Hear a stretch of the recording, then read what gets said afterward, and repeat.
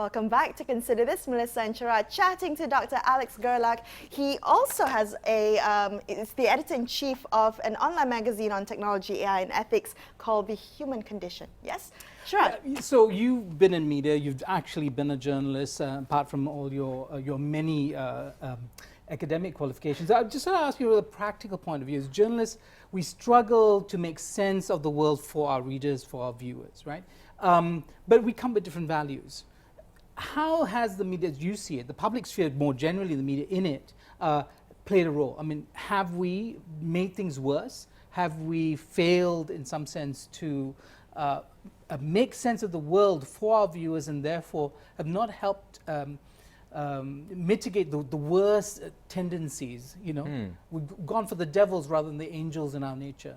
So almost 50 years ago, Alvin Toffler wrote a book. It was called The Future Shock. And I sum it up for you. It's one sentence. It's easy. He said, like, at some point, progress is so fast that even elites in societies cannot comprehend it. So if you believe that media is like, you know, the marketplace, the sphere, the public sphere in which all ideas are debated and therefore also belonging like a little bit what you would call to elites or to, the elites in society. I feel so many things have happened in the last 10, 15 years, also to our industry, if you will, by the internet and like struggling with our business models, that we are also not capable of explaining as we used to, because the world has gotten more complex. And this is like, if you look into the radical movements we have been talking about, it's not only people that are deprived socioeconomically who vote for Donald Trump or for Brexit. It's also like people from the former elite who want to make sense of the world. So I wouldn't say necessarily we made the problem bigger, but we were definitely not immune to it.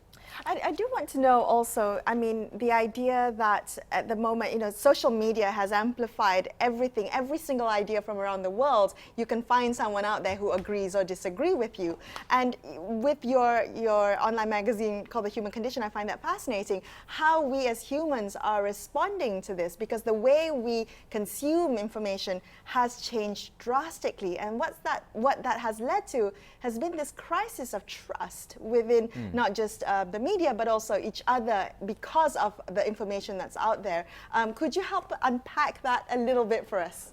Maybe. I mean, I started off in German television in Mainz. That's the city where my dad is from, also where Gutenberg invented printing, so we are very proud to humanism and enlightenment. But I'm saying, like, what made us actually facilitate the public sphere until very recently? Journalistic practice, yes, all good ethos, yeah, but also technological advancement. Like when I was in German television, a camera was 50,000 marks. Now I have like, where is it? Here, like in my cell phone. Everywhere. We have all like really good, like, so that means also like another thing, like back in the days, we had like when my dad would buy a national newspaper, he paid a lot of money for someone going down to the archives and just like, you know, putting together the information that he needed for this article. So also this is gone into a certain extent. So media is not the public sphere anymore as they used to be. They're not the platform anymore. And actually, when I say platform, it's always already alluding to Facebook and Twitter. They became the platforms, and media entities are now also part of their platforms. And this is a shift in society that also we have to, as media people, have to like comprehend. But also, it's like a general thing that everybody has to learn in the society, and even the technology companies themselves. I mean, I'm not giving them any credit, but like also like you should not be like all too critical in that sense, because they also had to learn what power they now obtained. And like Google and Facebook, they said like for a long time, oh, we are only platforms, but then they realized, yeah, we are actually more than that. Okay, so you have Gutenberg who get the printing press, but I understand that the genius really was with Luther. That Luther, in developing a German Bible in the language that Luther used, really popularized Christianity and a way of talking.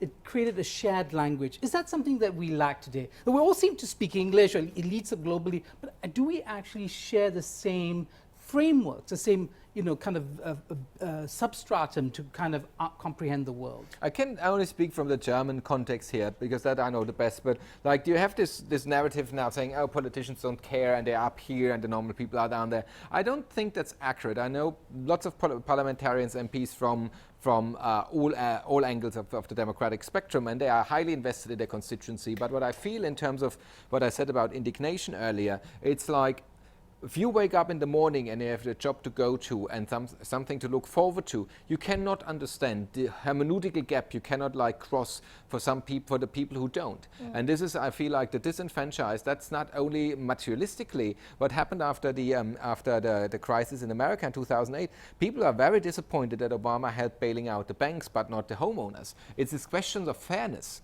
And I think that's something that is very difficult to comprehend. This is my last book, was on empathy. It was called Homo Empathicus, where I tried to make the case for that. Empathy means not, it's not only just, empathy is a mix of reason and emotion. You try to make sense of things. And I feel this is like when you talk about a common language, I feel that's what's missing. Like Europe cannot take in all refugees from Africa that want to cross the Mediterranean, but it should be trying to understand why they want to cross, so in order to make better policies for them and also for us.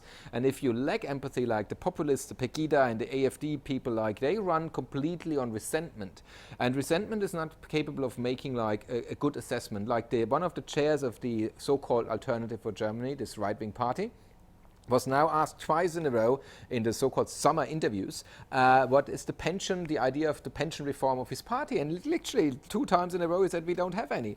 So the point is, like, if you are busy hating Muslims, foreigners and whatever, you have no time left to make constructive policies, and that's, I feel, what we lack. Okay, Alex, you've been around the world, you've been visiting different countries, you've been listening to what's happening on the ground, and you've been giving talks, right?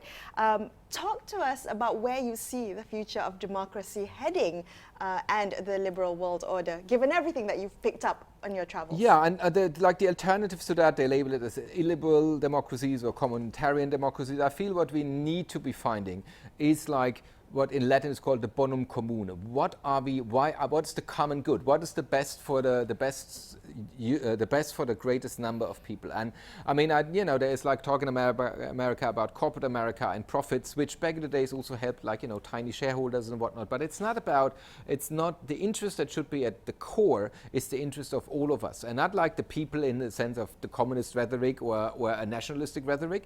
It's clearly nowadays we are living so close together that it matters to you here if the Amazon is burning. And if we then turn to the Brazilian government and they say it's none of your business, you say yes, it is. But it's like, and this is something that I picked up on my journeys, that we talk about. Climate change is a topic that we cannot solve in a national context. We cannot solve the refugee crisis in a national context, and that's true. But I would say, moreover, we also have to find a fair understanding how the economy should be looking like in the future. Right. And I feel that's the most pressing point. Okay, we have less than a minute.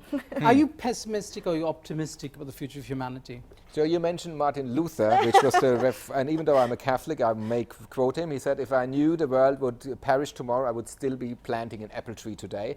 And I feel as a German Catholic, not being a Lutheran, but still he made our language what it is today. And I think he has a good point here. We should always be staying optimistic. We should always be planting yes, that apple we should. tree. All right, there you go. Unfortunately, we've run out of time. That's all the time we have on this episode of Consider This. Thank you so much for speaking. Thank you for having me. A wonderful conversation. We will be back with more conversations tomorrow night at 10 p.m. on Consider This. I'm Melisa Idris, signing off with Sharaad Kuttan. Thank you for watching.